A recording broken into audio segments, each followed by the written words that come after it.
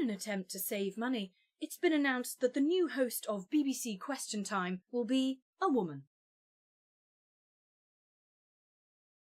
Ding dong! We would like to apologise to customers travelling in carriage D for the strange elderly man playing with himself. Unfortunately, our regular train creep of Jeff is unavailable, so we are running a pervert replacement service. Thank you. Ding dong! Posh People Life Hacks. Hi guys! Welcome to my podcast, Life Hacks with Felicity Pilkington-Smythe. Here's a quick tip to save you a few extra quid. Why not fire your employees and replace them with workfare staff for free? Posh People Life Hacks. So today we're tackling the sensitive topic of defending yourself against intruders inside your own home. When does reasonable force become unreasonable? And so, Sydney, you're telling us that Janet here broke into your house? That's exactly right. I was just minding my own business, and she came waltzing into my home. And what do you have to say about that, Janet? First of all, how was I supposed to know it was his home? And secondly, this was actually quite a traumatic experience for me too, you know. How so? Getting trapped in a strange person's house against your will is very distressing. Hold on a second. I resent being called strange, and I hardly trapped you. Excuse me, but there were actual glue traps on your premises that I got caught up in. Is that true, Sydney? What, a man can't defend his own home? It shouldn't matter what's in my home. It is my home, after all. Hard to believe you care about people coming into your house when you leave the front door open so anyone can wander in by accident. I don't see how I'm the one on trial here. I've done nothing wrong. He tried to eat me. I'm sorry. What was that, Janet? He tried to eat me. He trapped me in his house and tried to eat me. Sydney, what do you have to say for yourself? Look, I have every right to defend myself in my own home. But trying to eat someone? Oh, I'm sorry. I don't support having guns in the home. I didn't happen to have a machete to hand either. I tried to make the best of a bad situation and defend myself however I could. If you were just defending yourself, then why did you eat one of my legs after I'd escaped? Oh, fine. Yes, it's all my fault. You broke into my house and scared me, yet somehow I'm the big monster for eating your leg. You're blowing this whole thing out of proportion. I'm the real victim here. You've got 5 other legs and wings anyway, so what's the big deal? This is exactly the sort of victim blaming the fly community has come to expect from spiders. Well, I'm sorry, we're going to have to stop you both there. We've run out of time for this week. Next week, we'll be tackling the issue of trans identity among leopards in an episode called Why Won't You Accept Me Without My Spots? In order to cope with the risk of a no-deal Brexit, the Prime Minister has appointed a new minister for brown underpants. We are told this position will replace the now defunct position of Minister for Unicorns.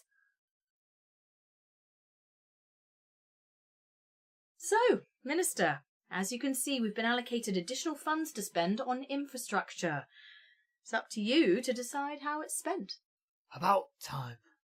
Have you decided how we will invest it to get the best return? Yes, I have. We're going to build a mountain slide. Sorry? A mountain slide. Sorry, I think my ears are going.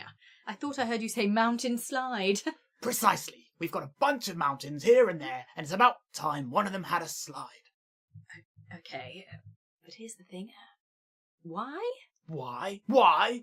Have you never been down a slide? As a child, yes, but that was a long time ago, Minister. And why is that, Because slides aren't bloody big enough, that's why. I'm not entirely sure that is the only reason I haven't been down a slide for 20 years. But I bet if you saw a slide going all the way down a 4,000-foot mountain, you'd soon change that. You want to build a 4,000-foot slide? We've got a whole mountain. May as well use it. Don't want to be wasteful now, do we? And using the infrastructure budget to build a 4,000-foot slide isn't wasteful? Think of all the tourists it would bring in. Why would tourists go all the way up a mountain just for a slide? Which part of a 4,000-foot slide are you not getting here? Will it even be safe? It's a slide, woman, not a circular saw. A 4,000-foot slide? Now you're getting it. But I'm not sure that you are. Imagine sliding down a 4,000-foot slide. Brilliant. No! Think about sliding downhill for 4,000 feet. Continuously. Keeping all that momentum as you go, all that friction. And what if some animal wanders onto the slide? Well, obviously it has to be a tube slide. And if someone gets stuck in it a few hundred feet from the bottom, what then? Does the next person just smash down into them at high speed, and then the next, and then the next, bam, bam? I see what you're saying, but can you just take a moment to imagine the achievement of a 4,000-foot slide? You see, what you've done here isn't so much designing a slide, but the design of a 4,000-foot suicide tube filled with rotting corpses. In that case I should get these designs straight to the Department for Work and Pensions.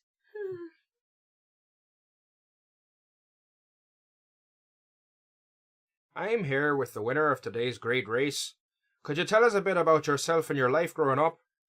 Well, the place I was born in was utter bollocks. I grew up in an overcrowded neighbourhood of all white guys. But from an early age, I wanted to grow up to be someone. Right, and what of your adolescent years? I was always a big swimmer, and like anyone at a boarding school, I was surrounded by other guys. But I still managed to chase a lot of tail. I'm not ashamed to say that me and my brothers bumped heads a few times, but when it came to the race, it was everyone for themselves. Great, and so what are you going to do to celebrate the victory? Honestly, I'm really looking forward to getting my face stuck into some egg. That was an Eggside interview with today's winning sperm. Posh People Life Hacks. Hi guys, welcome back to my podcast. Really good one for the business entrepreneur people out there today. Are you worried that your employees aren't fearful enough for their own lives due to having workers' rights and stuff? Then why not shift your factory to Bangladesh? That way you not only cost the lower classes their jobs, but you support the British tradition of colonial sweatshops too. Posh People Life Hacks. Okay guys, so a lot of people have commented that our recent toy for girls overly sexualised young teens. Ugh, utter nonsense. The Tart dolls were hugely successful. Of course, we all know that they were great, but we have to be careful so that the bloody thought police don't get upset with our next toy. How are we supposed to know where the goalposts are? What was overly sexualising about the tart? I mean, if you can't make a doll of a 12-year-old girl in high heels with lipstick and a Playboy bunny outfit, what can you make? Yeah, next thing you know, they'll be moaning about the lingerie accessory set. I couldn't agree more. That's why I wanted to play it safe with our next project. Surely we can't go wrong with making a baby doll for girls. So, any ideas? We're just brainstorming here. No wrong answers. How about babies with job outfits? Never hurts to indoctrinate people into the world of work early. I like it. Go on. You could have baby girl waitress, baby girl secretary, baby girl nurse. Baby girl French maid? Yeah, exactly. Let's just sell more accessories and nobody could complain about it. We'd be promoting women in the world of work. But does it go far enough? What do you mean? I know, is it really us? Is it the sort of thing that our customers will buy? Did you have something else in mind? Alright, what about slutty babes? I'm listening. For starters, how clever is that name? Yeah, brilliant. It works on exactly 2 layers, which is the best number of layers. And each doll can come with its own makeup kit, a few dresses. We can sell more if they want to restyle. Good, good. We can even make it so that when it cries, it occasionally goes, boys, boys. That way, we can pressure their mums into buying them our boy toy accessories. Excellent. Do we think anyone will complain about this one? How can they? It's a baby. You can't sexualise a baby, no matter how much mascara we slap on it or how phallic the dummy is. Excuse me, but what are you guys doing? Well, Claire, we are trying to make next year's best-selling toy. Mm-hmm. Would you like to add anything? Actually, yes, I do. I would. Why don't we take the idea of babies with jobs, but give them even more interesting jobs? What do you propose? Something more inspiring. explorer baby or scientist baby. You understand this is a toy for girls. Why not tell girls that they can do anything from an early age? Why shouldn't we have lion tamer baby girl or footballer baby girl? Any job under the sun. You could sell all the accessories you want. That's really good, Claire. It could be an excellent idea. Oh, thanks. Yeah, you really think so? No. Did you not just hear the pitch for slutty babes? Now come on, Claire, tap up the minutes and make us a cup of tea.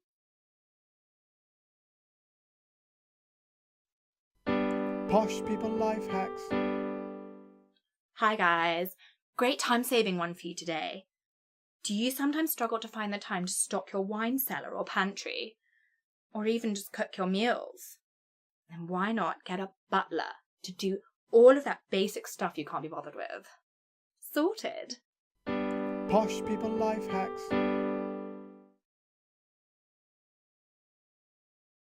It has been brought to my attention that some of you have been misusing the office photocopier. It's just a bit of a laugh. I don't think programming a photocopier with human sentience constitutes just having a laugh. Ah, come on, it's not hurt anyone. The poor thing has spent the last week pondering the futility of its own existence whilst reproducing text on paper, which it is now fully aware is very much a dying medium. Its only respite is the occasional bare arse pressed onto it. But we do this sort of stuff all the time. Which reminds me, whose bright idea was it to instill our toaster with the artificial conscience of executed Romanian dictator Nicolae Ceausescu? Darren.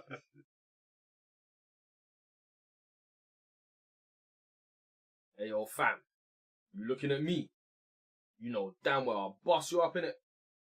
We don't like people like you coming over here on our turf. No outsiders, you got it?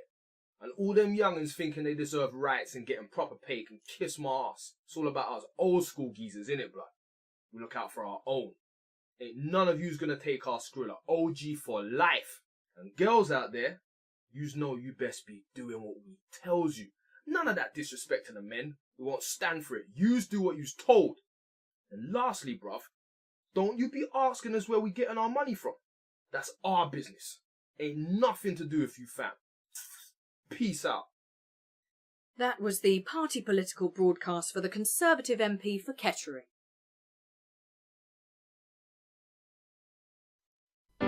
Posh people life hacks.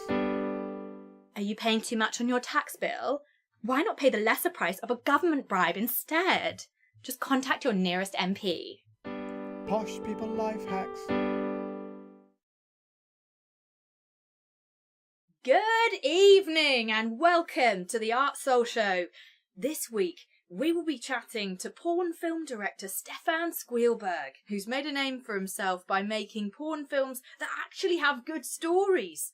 Hello Stefan, thanks for joining us. It's a pleasure to be here. So, could you tell our listeners what inspired your novel direction of having an actual worthwhile narrative in your films? Well, to me it was quite obvious from the start, really. I mean, nobody is lasting for a whole porn film. They're most likely going to be done in the first scene, so why would they bother watching the rest of it, unless it's got a story worth seeing? I see, right, yeah. So, tell me, how do you respond to critics, though? Critics who suggest that some of your works are just emulating mainstream cinema with pun-based titles.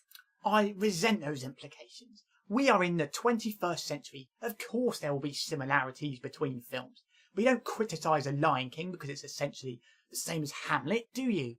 Drawing on the artistic history of cinema and theatre should be celebrated. Wow, your passion is really admirable. So, can you tell us what your newest film that has swept the Golden Shower Awards, by the way, what's your new one all about? Oh, I'd love to. It's an epic tale about conflict between rival nations in a harsh desert environment. Our main character was sent as a liaison to support one tribe in their struggle. Of course, all the people involved are microscopic, as the entire film is actually set on a woman's genitals. Wow, brilliant. So our listeners know what to keep an eye out for. Can you tell us what it's called? Lawrence of Arabia. Over 2 years after the Brexit vote, lead Brexiteers are still unable to provide an Irish border solution. When asked about a backstop, Jacob Rees-Mogg suggested W.C. Grace. So, with Halloween fast approaching, we have Jacob Marks in the studio to tell us about this year's Halloween fashion trends. Welcome, Jacob. Thanks for having me. So, are sexy cats and zombies still all the rage, or are there new must-have costumes this Halloween? Well, when it comes to spooky outfits, this year has taken a twist. Say goodbye to ghosts and witches and hello to metaphysical concepts. Fascinating. What do you recommend to really make a splash?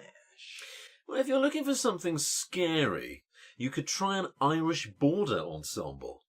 Could you describe it for our listeners? Well, we aren't exactly sure what it will look like, but we do know that it will involve cutting-edge technology and represents one of the most frightening things out there.